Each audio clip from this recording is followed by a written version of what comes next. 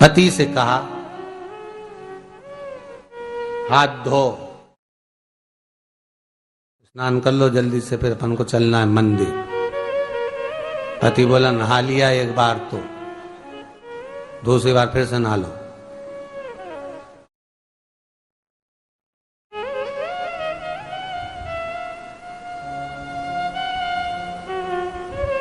गया, अपनी के ना माने तो कई घर में चंद्र घंटा से माथा भिड़ा, स्नान करा फिर आया। चल पलंग पे काय को बैठ गए?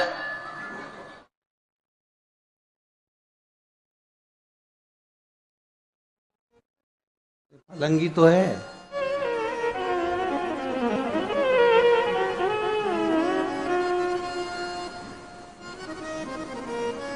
फिर से नहा के आओ। ये फिर नहाने भेज दिया। होता एक सास बेचारी मायके जाना था, मौसी की यहाँ शादी थी। अब उसने बहू से कहा बेटा मेरे को जाना है, अपने घर में छोटे से लड्डू गोपाल, उनकी सेवा है, तू एक काम कर कि तू सेवा कर लेगी क्या? हाँ मम्मी, उसमें क्या है, करना क्या है तुम बताओ। बस सुबह से 3 बार ताली बजाना, भगवान को उठाना, पात्र में रख के नहलाना, उनको पोंछना, कपड़े पहना देना, इत्र लगा देना, चंदन लगा देना, मुकुट लगा देना, सुंदर अलकावली सब पहनाने के बाद में भगवान को दर्पण दिखाना। जब भगवान को कांच दिखाए, दर्पण दिखाए, भगवान मुस्कुरा दे, तब भगवान को भोग लगा देना। हाँ मम्मी इतना तो मैं करूंगी, और बाद में भगवान को वापिस सुला देना। हाँ इतना सा कर लूंगी। सास बिचारी के चली गई। अब बहू सुबह से उठ के 3 बार ताली बजाई, भगवान को उठाया, बिठाया, नहवाया, तैयार कर दिया। तैयार करके जो दर्पण दिखाया तो भगवान तो मुस्कुराया ही नहीं। अब इसको कौन समझाए कि पीतल की मूर्ति कोई हंसे है? पर उसने तो विचार करा कि सास के गई, भगवान जब मुस्कुरा दे तो उनको भोग लगा देना। अब भगवान तो कोई मुस्कुराए नहीं, ये दर्पण दिखाया। इसको लगा कि मेरी सेवा में कोई कमी रह गई। इसने भगवान का कपड़ा वपड़ा वापिस उतारा, इनको वापिस रजाई में सुला दिया। अब भगवान को वापिस रजाई में सुलाया, फिर आ गई, 3 बार फिर ताली बजाई, भगवान को फिर उठाया, फिर बिठाया, बिठाने के बाद में फिर उनको कपड़े वपड़े पहनाकर फिर दर्पण दिखाया, पर भगवान तो मुस्कुराया ही नहीं। ये वापिस इस सेवा में गलती रह गई। वापिस इसने सब कपड़ा उतारा, भगवान को फिर सुला दिया। सुबह 8 बजे से नहवा रही, कपड़े पहना रही और सुला रही। 1 बज गई।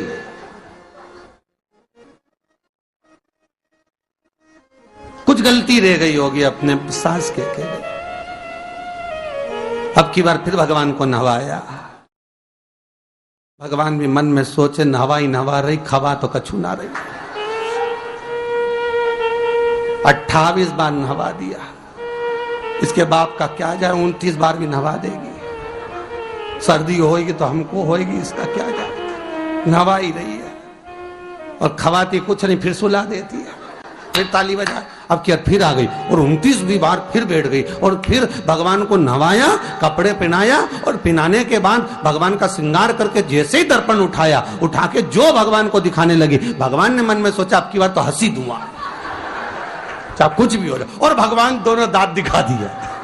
जैसे ही भगवान ने दांत दिखाया, इसने दर्पण रखा और जल्दी से भोग लाई, भगवान के जिमाया। भगवान के जिमाया, जिमने के बाद भगवान को फिर वापस सुला दिया। अब ये सुबह से जैसे ही आए तो भगवान पहले ही मुस्कुरा के, क्योंकि भगवान को मालूम है नवाएगी 25 बार का मतलब उससे हंसी दो,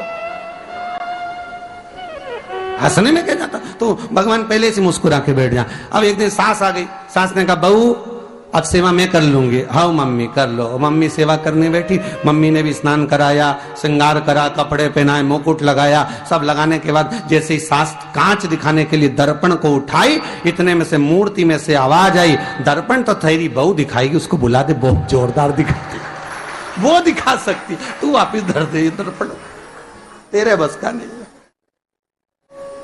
भगवान को भी लगा कि भैया सामने, अब इसमें कोई दिखावा था क्या? प्रेम, वात्सल्य था। भगवान भक्ति के बल पर रिश्ता है। फिर बैठ गए पलंग पे, नाव वापिस, नाते नाते चले, मंदिर पहुंच गए और राम बेल पत्तर तो घर धरी आई। जैसे ही बोली बेलपत्तर घर धरी आई, पति इसको घूर के देखा, 2 बार नवाया है और बेलपत्तर रखा ही घर। ये पति से कहती कि तुम लेने जाओ, उससे पति पहले ही बोल दिया था कि मेरा तो आज घुटना बहुत दुख रहा, बहुत घुटना दुख रहा।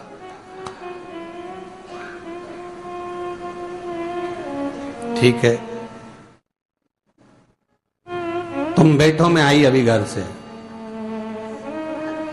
अब घर जाते जाते मालूम पड़े फिर कहीं का कोई छुआ गया तो नहाने बैठ गई।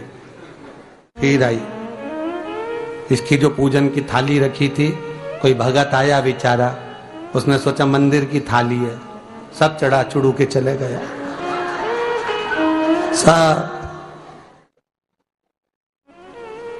पति से बोली तुमने अकेले ही पूजन कर ली, मैं तो करा ही नहीं। ये नंदी जहां बैठा उसके पास में बैठा, मैंने हाथ नहीं लगाया। तो ये सामान कौन चढ़ाया? इनकी आई थी, सब चढ़ा। तो क्या शर्म नहीं आई? बेलपत्तर तो था ही नहीं। तो क्या सियोर वाला महाराज की कथा सुनी थी, शंकर जी पे से उठा लिया, धो के चढ़ा के वो गई, वो चली। शिव ये नहीं कह रहा कि तुम वस्तुएं बटोर कर लाओ, शंकर कहता तुम्हारे पास में मिल जाए तो समर्पित कर दो, नहीं मिले धोया, वापिस शिव को चढ़ा दिया, वापिस शंकर को समर्पित कर दिया। शिव स्वीकार करेंगे। 1 महीने तक भी एक बेलपत्र को धोकर शंकर को रोज चढ़ाते रहो तो भी शंकर स्वीकार करेंगे। उसमें भगवान ये नहीं सोचेंगे कि निर्माल्य है, स्वीकार करेंगे।